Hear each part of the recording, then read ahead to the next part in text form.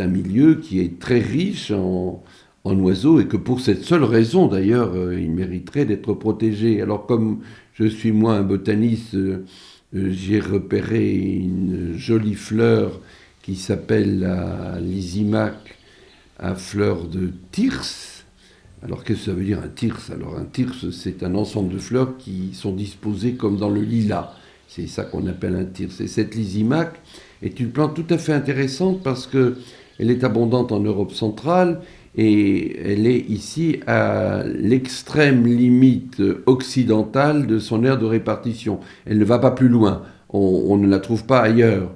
Elle est spécifique de votre région et il faut aussi signaler que votre région est extrêmement intéressante parce que c'est une région de contact entre des zones écologiques très différentes. Au nord, vous avez évidemment les Vosges, au sud, vous avez le Jura, vous avez l'axe de la Bourbeuse, vous avez à l'est des plantes qui viennent en quelque sorte mourir là, comme la lysimaque. À l'ouest, vous avez des plantes qui s'arrêtent aussi dans cette trouée, et c'est tout à fait la caractéristique d'une zone comme celle-là, où les aires de répartition des végétaux arrivent à leur extrémité parce qu'il y a des changements climatiques, il y a des changements de milieu, et je crois que c'est un des grands intérêts de ce petit département d'avoir de ce point de vue une biodiversité et une richesse biologique sans doute beaucoup plus importante que n'aurait, disons, un département français moyen qui aurait une superficie plus grande, ce qui n'est pas très difficile, mais qui aurait moins de richesse biologique parce qu'il ne se trouve pas à un carrefour où se rencontrent des influences diverses, est-ouest et nord-sud.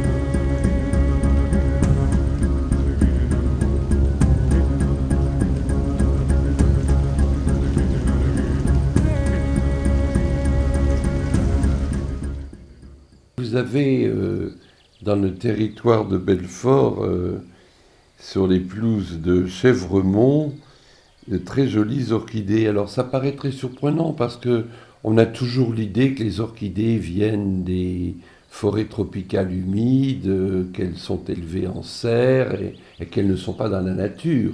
C'est ce que pensent la plupart des gens. Ils ne savent pas qu'il y a merveilleuses petites orchidées et les vôtres sont encore plus merveilleuses que les orchidées ordinaires parce que ce sont des orchidées terriblement astucieuses qui témoignent de ce qu'on pourrait appeler, entre guillemets naturellement, l'intelligence de la nature. Ce sont les orchidées des fleurs qui ont 6 pétales. Alors, ces ophrys que vous avez là ont 5 pétales qui se ressemblent et en a un sixième qu'on appelle le labelle et qui est tout à fait différent et qui ressemble alors vraiment d'une manière surprenante à une abeille ou à un frelon selon les espèces. Et lorsque vous regardez l'orchidée d'un petit peu loin, vous avez l'impression qu'il y a un insecte qui est posé dessus. Et puis si vous faites comme ça un geste pour faire partir l'insecte ne part pas, et là vous découvrez que ce n'est pas un vrai insecte, mais que c'est un mime d'insecte. Alors on s'est interrogé pour savoir pourquoi diable ces orchidées avaient mis sur leurs fleurs un mime d'insecte. Le grand Darwin a séché là-dessus. Il a fait tout un bouquin sur les orchidées et il n'a pas compris comment ça marche. Ce qui montre d'ailleurs que même le pape de la biologie peut se tromper. C'est un amateur qui était un juge en Algérie en 1916 qui a trouvé le truc. Il a dit, en fait, les femelles de ces insectes croient repérer sur la fleur un partenaire sexuel, c'est-à-dire un autre insecte. Et alors ils descendent vers ce faux partenaire sexuel et ils entreprennent une copulation. Alors cette copulation, elle marche plus ou moins bien selon les espèces d'orchidées. Il y en a qui se passent très très bien. Bon, on pourrait dire que c'est plutôt une masturbation qu'une copulation parce que on trouve des spermatozoïdes ensuite sur la fleur, ce qui prouve que l'insecte y a trouvé, entre guillemets toujours, ce qu'on pourrait considérer comme son plaisir.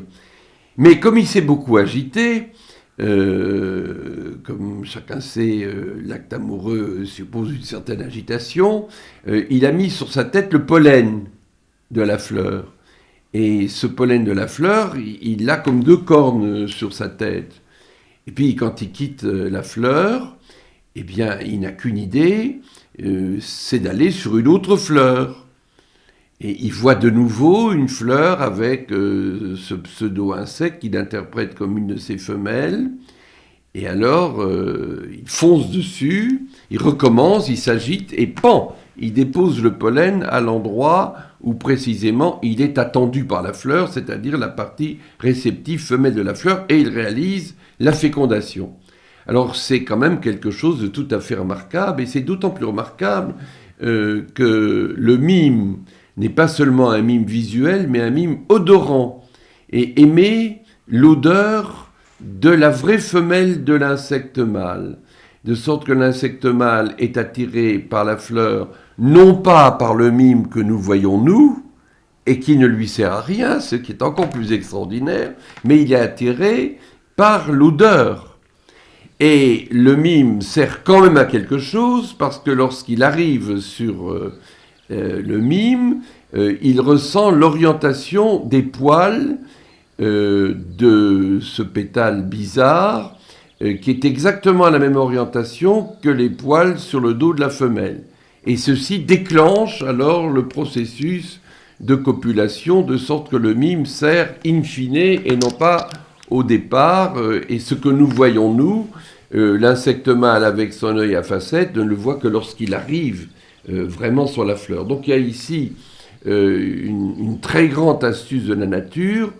Il n'y a que les orchidées qui savent manipuler, entre guillemets, les insectes de la sorte et les faire travailler pour elles avec beaucoup d'astuces.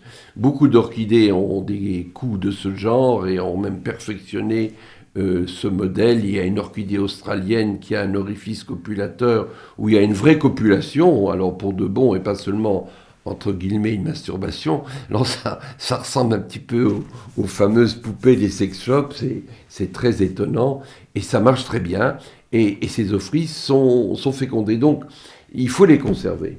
Alors il faut les conserver parce que nous avons là la démonstration des capacités de la nature d'avoir un don d'invention extraordinaire. Et nous croyons souvent, nous les humains, avoir tout inventé. Eh bien non, on n'a pas tout inventé et la nature a inventé beaucoup plus de choses que nous n'en inventerons jamais. C'est pour ça que j'ai une tendresse et une affection pour ces ophrys qui sont si particulières et qui sont par ailleurs de très très jolies fleurs.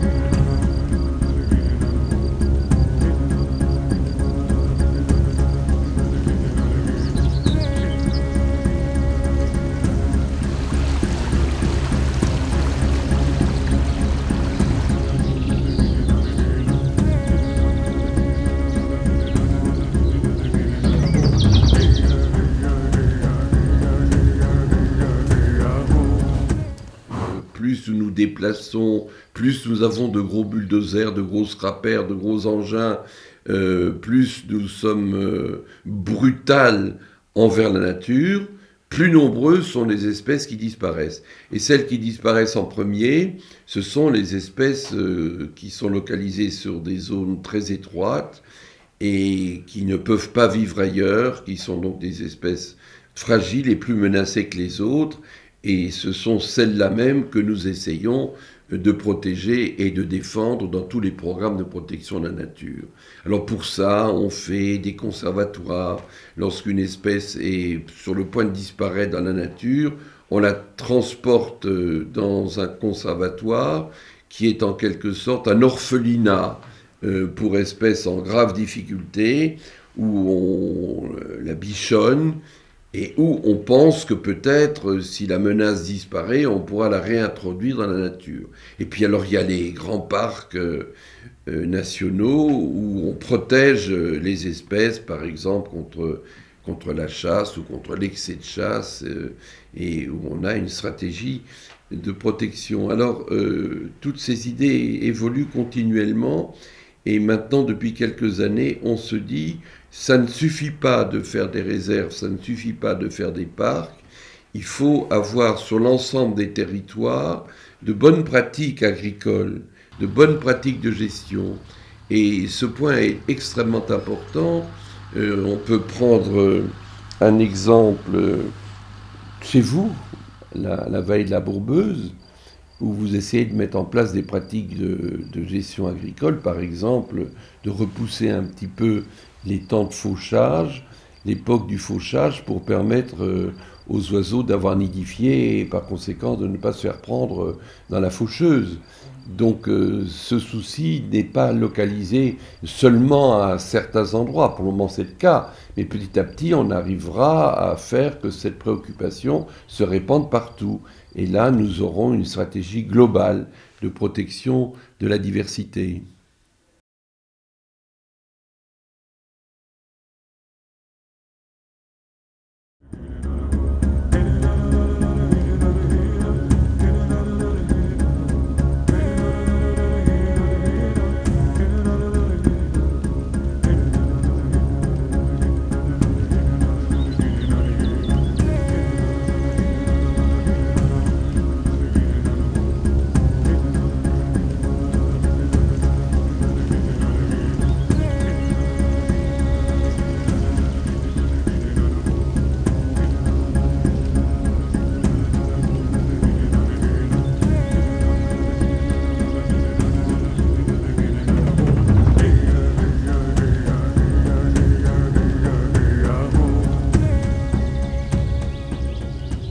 Le territoire de Belfort est un petit département et il a aussi une petite tourbière.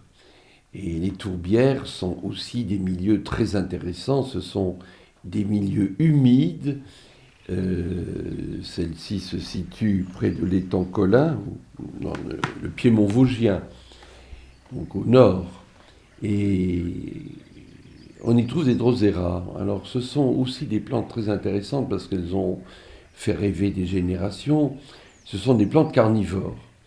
L'Antiquité, le Moyen-Âge ne connaissaient pas les plantes carnivores. On les a découvertes à peu près au XVIIe siècle. Et on a raconté sur les plantes carnivores des histoires extraordinaires, que par exemple à Madagascar, il y avait des arbres énormes qui envoyaient des tentacules, qui digéraient les pauvres malheureux qui s'en approchaient. Bon, ça, c'est la botanique fiction, on n'a jamais trouvé d'arbres de ce genre. Mais si nous étions des insectes, alors nous pourrions dire que c'est tout à fait la vérité et qu'il y a des plantes qui sont, pour les insectes, tout à fait méchantes. Le drosera est dans ce cas de figure. Il a des feuilles rondes, il a de belles fleurs. Ces fleurs sont pollinisées par les insectes d'une manière tout à fait ordinaire, comme toutes les plantes. Il n'y a aucune particularité au niveau de la fleur, mais c'est au niveau de la feuille que les choses se corsent. La feuille est munie de tentacules. À l'extrémité de chaque tentacule, il y a une glande. Dans cette glande, il y a un suc digestif, très, très proche des sucs digestifs de notre estomac. Et lorsqu'un insecte atterrit sur la feuille, et il est attiré parce que ces glandes brille au soleil, donc c'est très joli. L'insecte voit cette glande très brillante, il atterrit dessus, il ne se méfie pas de ce qui va lui arriver, et à peine a-t-il atterri qu'on voit les tentacules porteuses des glandes se rabattre sur lui. Alors il est complètement englué, comme sur un papier tue-mouche en fait. Et les glandes qui contiennent des enzymes digestifs entreprennent de le digérer. Et au bout de quelques heures, il est mort. Et au bout de quelques jours, il est complètement digéré. Alors, ça se passe d'une manière un peu différente de ce qui se passerait pour nous, parce que les insectes, à la différence de nous, ont un squelette externe, alors que nous avons un squelette interne, nous avons la viande sur les os. Eux, ils ont plutôt, si l'on peut dire, les os à l'extérieur et la viande dedans. Alors, ça prend un certain temps pour que les tentacules aient réussi à sucer toute la matière carnée de l'insecte. Et puis, il ne reste plus que ce misérable squelette qui est devenu très très léger, puisqu'il n'y a plus rien à l'intérieur et qui finit par s'envoler parce que lorsque les tentacules n'ont plus rien à manger, elles se redressent de nouveau et le vent emporte alors la momie de ce misérable insecte qui s'est fait ainsi complètement piégé. Donc la feuille du Drosera, elle s'est nourrie avec la chair de l'insecte.